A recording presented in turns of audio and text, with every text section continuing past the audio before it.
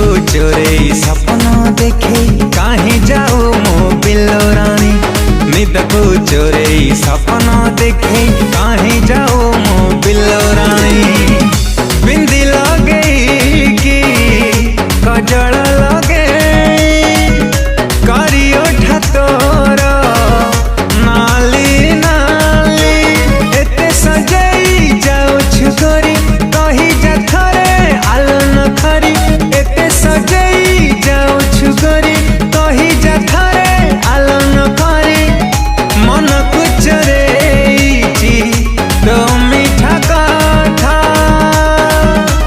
गजरा गभाबाली मो गजरा गभाबाली गजरा गभाबाली।